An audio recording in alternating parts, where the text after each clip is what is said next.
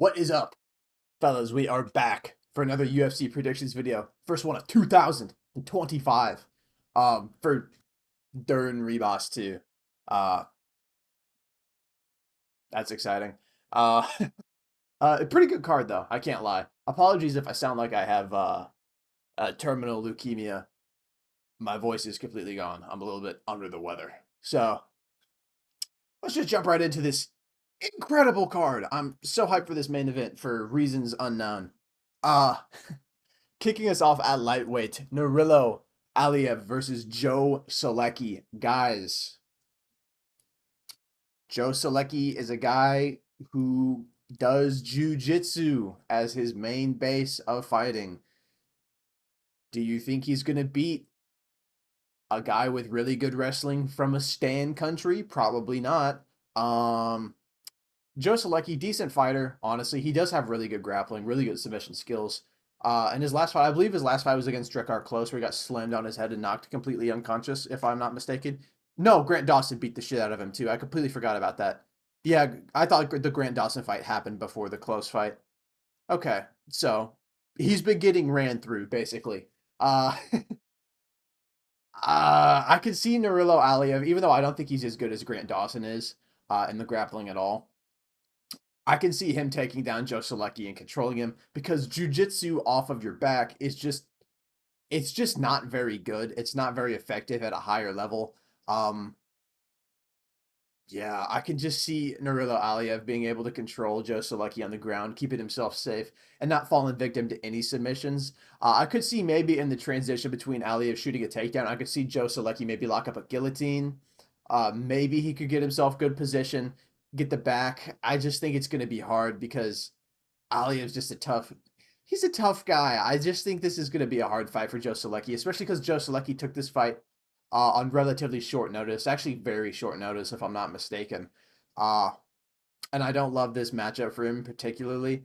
Um, I think the stand up's going to be pretty ugly. I think Aliev's probably a better striker than Solecki. I don't think Solecki's very good on the feet at all.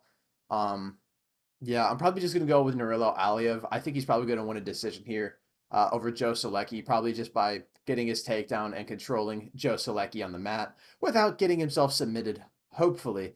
Uh, but yeah, he should probably win this matchup more times than not. Moving up to women's flyweight, Fatima Klein versus Victoria Dudakova.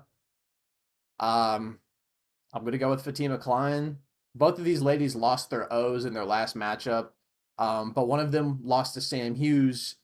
The other lost to Jasmine Jasudavicius. So, you can, hence the line, hence the betting line. Fatima Klein is minus 950, which is a bit insane, I must say. But Victoria Dudakova in her last fight did not look very good. She gassed out super hard, couldn't get her offense going at all. And I kind of see a similar thing here happening. I don't think Victoria Dudakova is going to be able to implement her gameplay and implement her style against Fatima Klein. I think Fatima Klein's actually pretty good. I think she's pretty well rounded. Um, yeah, I think she's light years better on the feet as well. I just think I'm going to go with a Fatima Klein decision here over Victoria Dudakova. I really just don't see Dudakova winning. I think Dudakova's record's a little bit padded, honestly. Like her wins are just kind of like Jin Frey. Who cares? Nunez isn't the worst win in the world. I think that's actually a decent win. Silva, I don't remember you off the top of my head. That's actually not so bad. I still think she loses a decision to Fatima Klein. Case closed. Um, Moving up to light heavyweight, Magomed Gadzia Zulov versus Bruno Lopez. Um, Look at this guy's fucking name, dude. Like, do I really need to pick? I'm going with Magomed Gadzia Zulov. Bruno Lopez is actually pretty good. He's more of a brawling style on the feet. He's a striker, predominantly brawls though, and he leaves himself kind of in the pocket more than I would like for a guy who I think is actually quite chinny. He's had two Contender Series fights, one against Brinson Ribeiro and the other against Sazinani. Uh,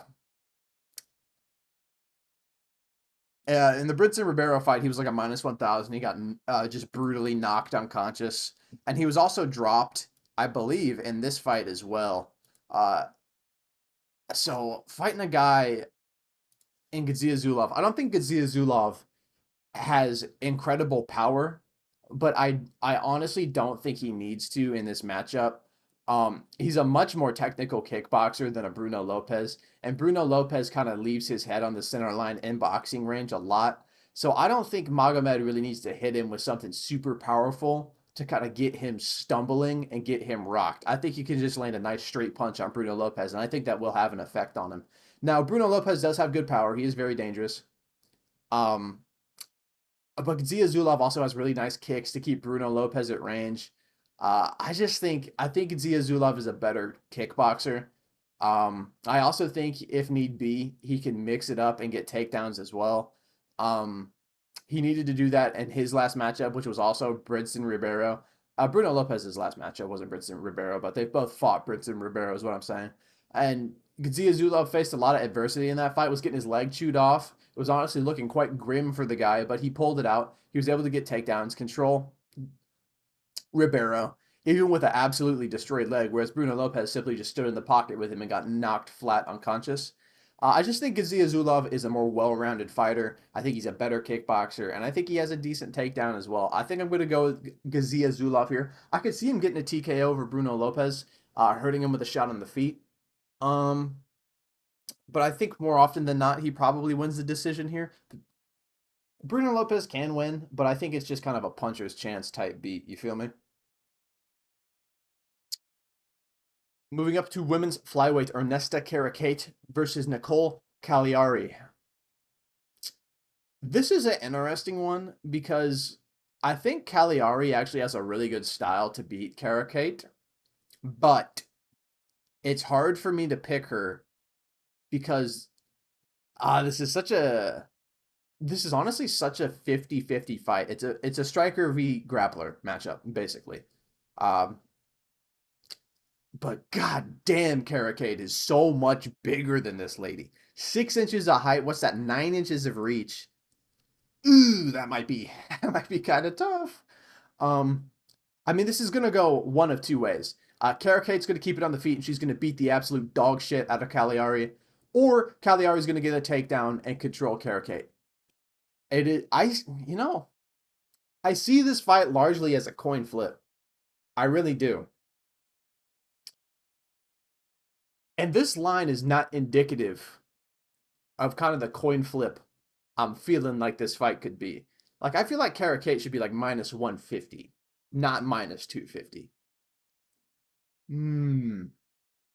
Do I go with the plus 200? I mean, she has a very clear path to victory. She's got good submission skills. She's got good takedowns, especially into somebody in Caracate who I don't think has very good grappling defense. But can she get in on this bitch who is two humans bigger than her? 2 times her size? I don't know. Hmm. You know what? I haven't picked an underdog yet. This might be foolish, but I'm going to go with Nicole Cagliari. I'm going to say she gets takedowns and controls her. I'm going to say to get back up, Caracate gives up good position and she gets submitted. Fuck it. Why not? Caracate can win this fight easily, but I've been burned by the striker versus grappler matchup many a times. I'm not very good at picking it. So take that with a grain of salt. Um, we'll see though. I don't know. This is a dumb fight. This fight's lined wrong, in my opinion. Ooh. Okay. Moving up to welterweight, Preston Parsons taking on Jacoby Smith. This is another tricky one, man. Well, I guess it's not. This line is insane. This line is actually batshit insane. What the fuck is this line? Jacoby Smith is really good. I'm gonna pick him to win. I'm just very worried about this fight being on such short notice because Preston Parsons is a guy who is very grindy. He stays on you. He's very well rounded. He's got decent striking. He's got good wrestling. He's got good submissions. But Jacoby Smith is looking like a serious prospect. He looked really good on the Contender Series. This guy seems to have a lot of the intangibles to be a really high level fighter, I think. Um, he's got good striking. He's got incredibly good wrestling. But the short notice just against a guy who's so his nickname's Pressure for a reason, you know what I mean? Like he just kind of stays there and he grinds out hard fights. So I'm a little bit worried about potentially Jacoby Smith's gas tank here as the fight gets a little deeper on short notice. Um, but I'm going to trust in him to win. I'm going to trust him to beat Preston Parsons. This is a tough fight, honestly, on short notice. Because Parsons is good, dude. I think he's very well rounded. I think he's pretty high level. But yeah, I just think Jacoby Smith is a little bit better. I think his ceiling is higher in the sport. Good frame for the division too, southpaw. I think Jacoby Smith gets this done. I think he's a better wrestler than Preston Parsons actually, so I'm not worried about Parsons taking him down or submitting him. If anybody gets taken down here, I think it's going to be Parsons. I think on the feet, I think Jacoby Smith's just a little bit cleaner. I think he hits with a little bit more power than Preston Parsons. So I'm going to go with Jacoby Smith. I think he's going to win a decision here against Preston Parsons because Parsons is a hard guy to put away. Um, I think Jacoby Smith's probably going to win the first 2 rounds and maybe kind of start to slow down in the third round. If he doesn't slow down over 3 rounds against Preston Parsons on short notice, I'd be really impressed with his performance, honestly. But yeah, I'm going to go with Jacoby Smith decision win here. Moving up to lightweight, Thiago Moises is taking on Trey Ogden. This is a weird one as well. Thiago Moises, I feel like. Does anybody else feel like Thiago Moises is just kind of washed up? Like I feel like this guy's peaked. Am I wrong? I just his last couple of performances I haven't loved. Like Mitch Ramirez, we beat. Who cares? Ludovic Klein destroys him everywhere. Benoit Saint Denis destroys him. Um, I don't love the Ludovic Klein performance because Ludovic Klein no diffed Thiago Moises, but we had a pretty hard time against Roosevelt Roberts. I'm not gonna lie, I just don't love the look.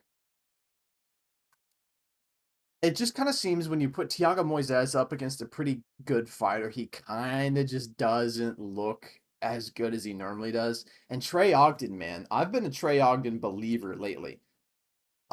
Except for his last fight, I wasn't a Trey Ogden believer. I was a Trey Ogden believer here and here, but I was not a Trey Ogden believer against Radzaboev. But he beat Radzaboev, which is a good win.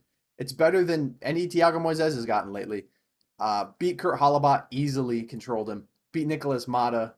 It says no contest, but he beat him. Bahamundez is good, dude. Daniel Zellhuber, that's a fucking good win. Like, dude, I kind of want to pick Trey Ogden as an underdog, man. Trey Ogden's a pretty elusive guy on the feet. He's got a really nice jab. I can see Thiago Moises getting caught by that jab a lot. Trey Ogden's got good wrestling. He's got a decent submission game. He hasn't been going for him lately, but he does have a submission game. I think Moises is probably outright better at jiu-jitsu, but I kind of think on the feet Trey Ogden can kind of just keep Thiago Moises at bay because he's got a really good jab, dude. And he's really good at game planning opponents, Trey Ogden. And Moises has a pretty normal style. Like he's not like he's just well rounded. He's got a takedown. He's got some submission skills. He's got decent striking, but sometimes he throws hooks a little too wide. He misses a little bit. He puts a little too much on certain shots and leaves himself open. I know Trey Ogden's 35, but man, Trey Ogden's entering probably one of the best streaks of his career, and he's not fighting absolute bombs either. Like Radzabov's a hard fight. I think Radzabov would give Thiago Moises fucking hell, if I'm being honest. Um, I think I'm gonna go with Trey Ogden. I think I'm gonna keep riding the Ogden train, especially at plus money. He's plus money in every single one of these fights, and he keeps winning. So I'm gonna go with Trey Ogden. I think he's gonna win a decision over Thiago Moises, and if he does, this will prove my theory that Thiago Moises is a fucking washed dude. Ooh, I'm actually excited for this matchup.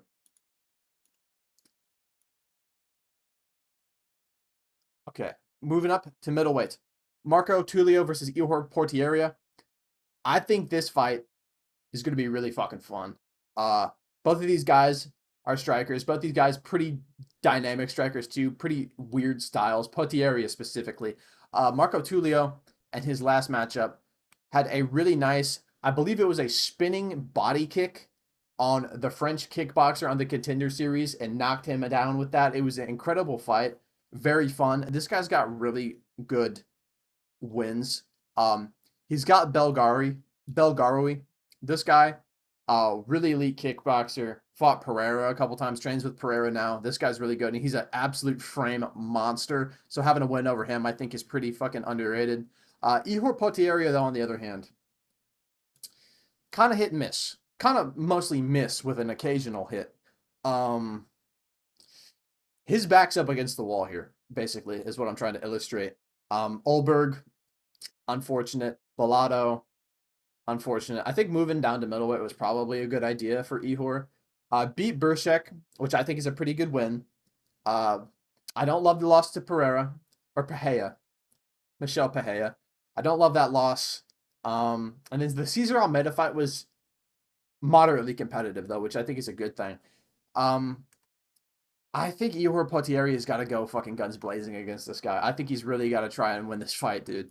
Because I think his job's on the line here. And I think this fight is actually going to be a little bit closer than a minus 600. Because it's a striking match between two kickboxers. It's going to be closer than, you know, Marco Tulio being minus 600. I mean, Potieria was competing on the feet with Cesar Almeida. You know what I mean? I don't know if he should be plus 400 against this guy. I do think Tulio wins. But I think this fight's going to be a little bit closer because Potieria's got a really weird style. Shots come from his hips a lot. It's very weird. He could catch Tulio. It's not impossible, but I think I'm going to go with Tulio. I just think he's riding a ton of momentum. He's got wins against good kickboxers as well. I think, gun to my head, I think Tulio can get a takedown on Potieria, if need be. But I do think Tulio can catch Potieria with a big shot on the feet. I think it's going to take him a little while to do it, though. He is a little open sometimes on his entries, Tulio, and Potieria might be able to take advantage of that. But I think Tulio is going to wear down Potieria and maybe get himself a TKO in like round 2 or early round 3, I think. I feel pretty comfortable with that. I also think this line is disgusting. Moving up to flyweight, Jose Johnson versus Felipe Boons.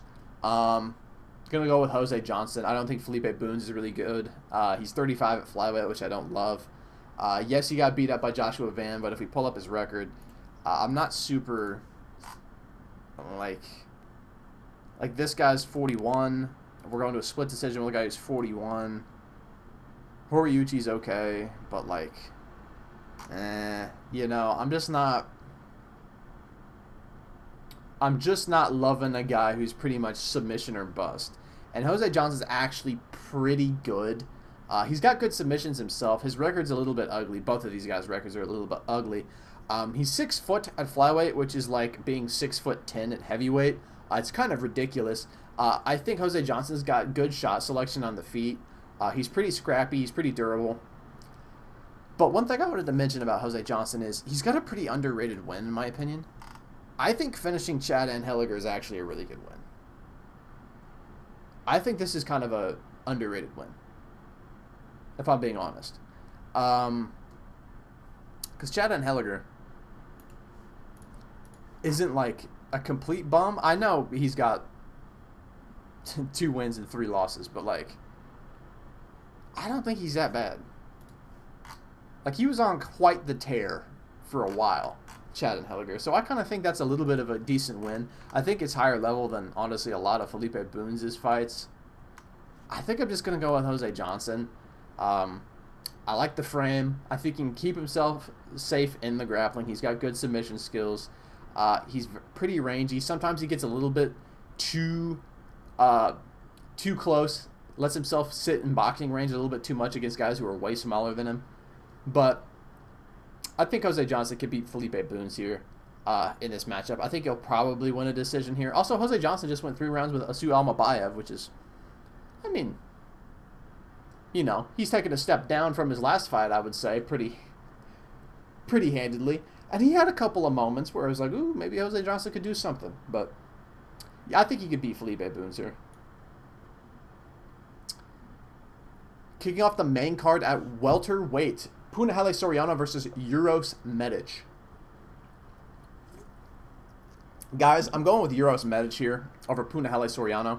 My only concerns with Punahele Soriano is he might mix it up and go for takedowns, and he has really good power. Uros Medic can be caught. It is possible, and he can be taken down. But if this fight stays on the feet, outside of like a fluky one-punch KO from Punahele Soriano that I think is a really low % chance of happening, I think Uros Medic just beats the shit out of Punahele Soriano on the feet.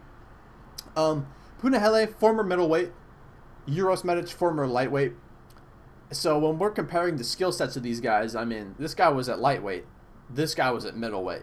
Uros Medic is kind of light years more technical on the feet, in my opinion, than a Soriano. Although the previous weight classes could kind of play a role in maybe Soriano getting some takedowns, having a strength and grappling advantage.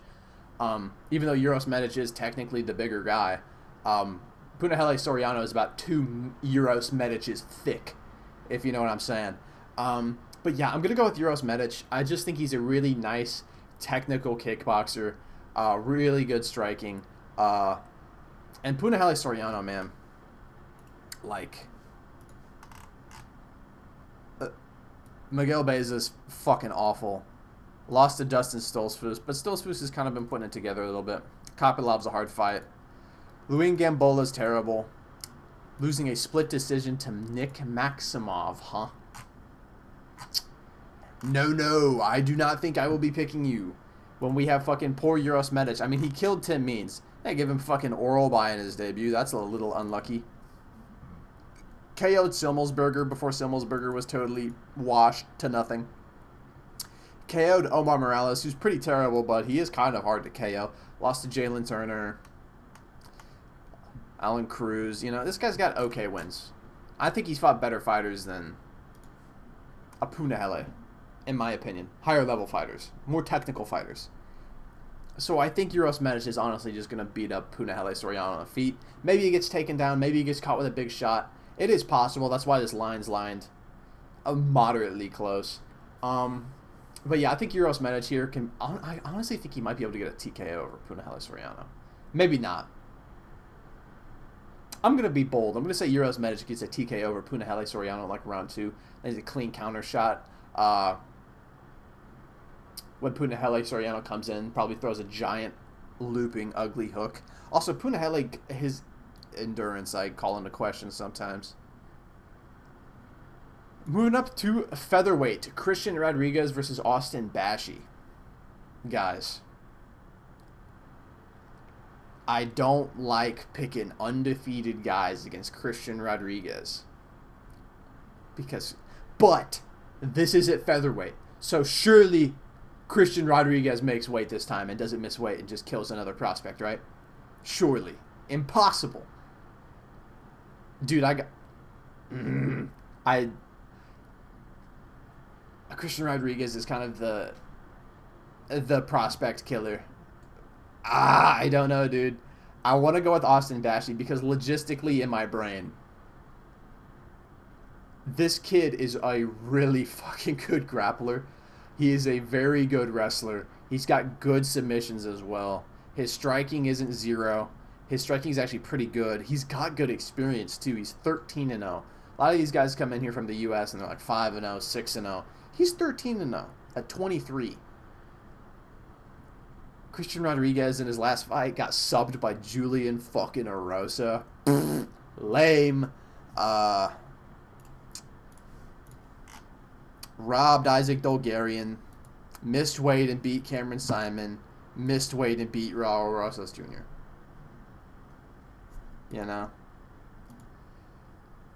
Like, I think an Austin Bashi can have similar success to a Dolgarian, but where a Dolgarian would just opt for a bunch of ground and pound, I think Austin Bashi will positionally challenge Christian Rodriguez and hunt for a submission. I think that's way more likely. I don't see Austin Bashi punching himself out like a Dolgarian did. And at featherweight, too, I don't love Christian Rodriguez at featherweight.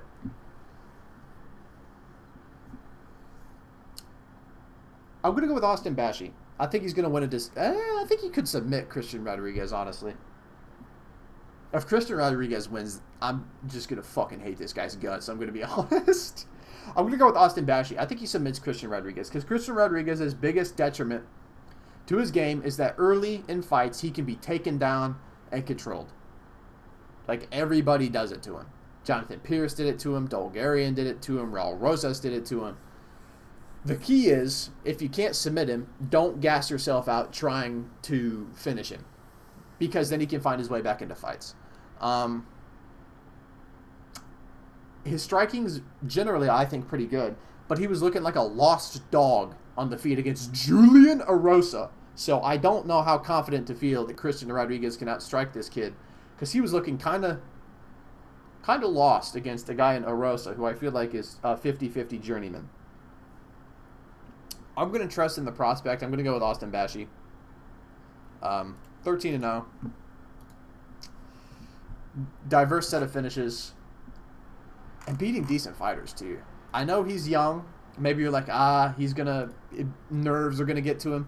This kid has competed as a very high-level wrestler for a long time. He's already got 13 pro fights. I don't think the nerves are going to get to him. I think this kid's an actual competitor. I think he'll win this fight. But we'll see. Who fucking knows, dude? Moving up to middleweight, Chris Curtis taking on Roman Kopylov. Finally, a fight that, like, yes, this is an actual UFC card. This is a banger. Honestly, I would have preferred this be the main event, to be honest. Roman Kopylov, Chris Curtis, probably just going to be a fucking fun striking matchup here. I gotta go with Roman Kopylov. A lot of times in my life, I've been a Chris Curtis believer and a Chris Curtis enjoyer, at least in the cage, not so much on Twitter. Chris Curtis, good fighter, really good power in his hands, really good takedown defense, really good pocket boxing. If this were a boxing match, I'd pick Chris Curtis, no questions asked. But for me, Chris Curtis is coming off of quite a big layoff and a pretty bad injury against Brendan Allen. Could have beaten Brendan Allen in this fight. Very close competitive fight they had, but Chris Curtis tore his hamstring, and he's been out for quite some time. So I'm unsure how Chris Curtis is going to look, especially at 37. And I think Roman Kopylov has a really good style to beat a Chris Curtis. I think this fight can play out similarly to the Jack Hermanson fight, where Roman Kopylov just kind of uses kicks, circles out, stays at range, doesn't really engage with Chris Curtis and kind of point fights until he finds a big shot and goes and commits. I could see that happening. I think Roman Kopylov's body kick here is going to be a really important strike for this fight to take out either Chris Curtis to the body or take out one of Chris Curtis's arms, because sometimes he does keep that arm low to protect the body. Maybe he can stifle some of the power in that arm by spamming body kicks at it. I could see that happening. Roman Kopylov has been grappling a little bit more. I don't think he takes down Chris Curtis. I'd be really surprised if he did. Granted, Curtis might not expect it, so maybe he could surprise him with one. But I think largely Kopylov's just going to kind of keep out of range and just kind of spam kicks at a distance. There was something else I wanted to bring up, but it totally just slipped my mind. Oh, yeah. Chris Curtis has this bad habit, in my opinion, of he's kind of always losing until he wins most of the time. Like, if we look at his fights here, these fights specifically, like the fights he wins and, like, gets a knockout in.